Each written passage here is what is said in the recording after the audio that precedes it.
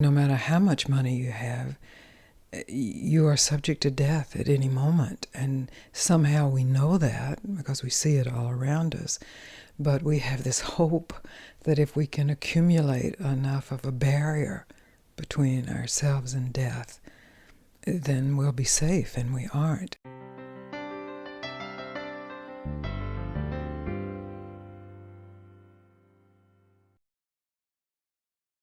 It seems to me the issue of financial insecurity is something that's consistent, and it seems like it's consistent around the world. But I was watching a documentary the other day, and they were talking about the level of insecurity people have about finances doesn't necessarily mean they don't have much in their bank account, meaning that somebody might have $400,000 in their bank account and there's still some thread of insecurity about it. And I think that's an interesting line when it comes to finances and money, because it has its own kind of energy, and maybe it also reflects how we operate in life in general. But I actually just wanted to start off with the idea of security. Is that your experience, Gangaji, that you've spoken to so many people that level of insecurity is there all the time? Well, certainly financial security is tied to our basic survival.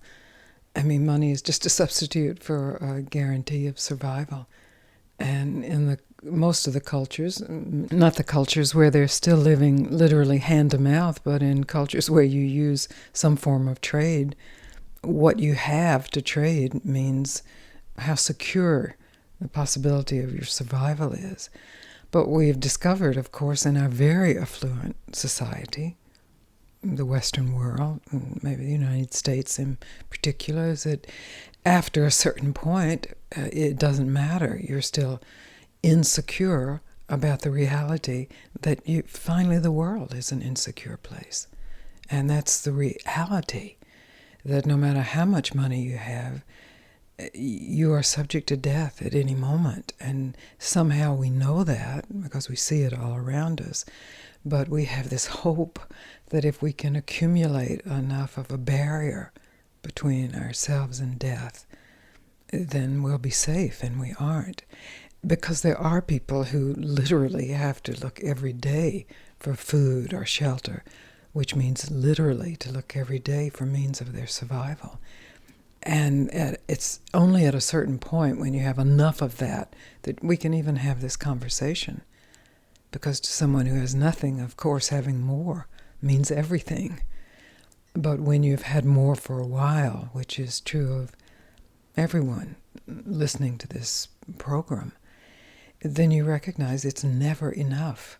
So it's not really about that. It's about some deep-seated fear of dying, fear of the pain of being hungry, fear of the pain of being without shelter, without protection. And it's legitimate fear. It's very deep in our animal natures. That's a perfect place for me to pick up this first question for you. The question is, I don't have much cause to worry about homelessness, but I have to admit that I have that underlying fear. When I really look at it, it seems crazy. Even so, it is a fear that sits in the background.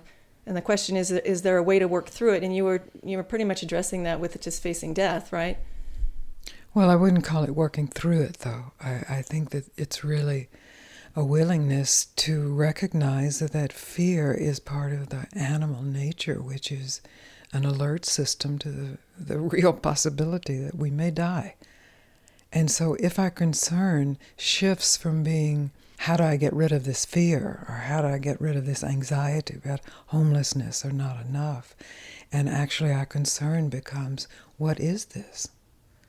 And to not get rid of it, but to actually explore it, to open to it, then quite naturally, effortlessly, you do meet the fear of death, but not meeting it as a way of getting rid of something, because then it just becomes another trade item.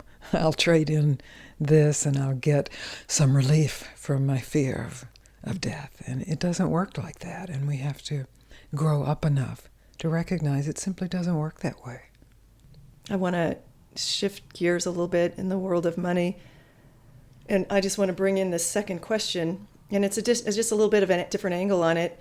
The question is, I've always had struggles around money. I constantly feel like I'm just keeping my head above water. But I also see people who seem to accumulate money easily. I try to picture myself experiencing abundance in life, but it's hard to hold that viewpoint consistently. I wonder if what holds me back in that area mostly has to do with my ability to receive. Do you think that some people are just born to make money? I think we put too much emphasis on money, and that's the problem. Where once the emphasis comes on money, then we are counting how much we have and how much the other person has, and then we're deciding we have less because we aren't such and such, they have more because they are, or that could be reversed. We have more because we do this, and we think this, and we get this, and God loves us. I mean, there's certain people that see if you have a lot of money, that's proof that God loves you and has blessed you, and it's all superstitious thinking. So you don't have to think about that. Don't think about the money. Think about what is it you want to do? How do you want to spend your life, not how do you want to spend your money? And then you can actually shift the conversation to what does abundance mean? Is abundance, having the car you want, or having the clothes you want, or having the job you want, or is it having a heart that's filled with abundant love? Love won't save you from death either, but at least you will live a life in abundance. And other than that, to me, really, it's a big mystery. It's all a mystery. Some people do have the Midas touch. Some people do seem destined to live right on the edge of things. But I don't think that we serve anything by overlaying that with the latest theory of what makes some people get more and some people have less. Is there any validity to you? It sounds like part of her question is, wonder if you just feel like you don't deserve money, so you are constantly going in a loop. Well, that's maybe you don't deserve. Who deserves money? I mean, still, that's the question is about money. Do you deserve love? Many people don't feel they deserve love, and love is the true abundance. So maybe money, in many cases, is simply a substitute for a deeper question, and because it's an issue, an item that's so tied into what we do need for our daily bread, it's easy to deflect from the deeper questions of what do I have, and what do I have enough of, and what do I have more than I could ever use, and do we deserve that which we have? Well, let's assume we don't. Let's assume it's grace, and grace is beyond any question of merit, of deservability, or it wouldn't be grace.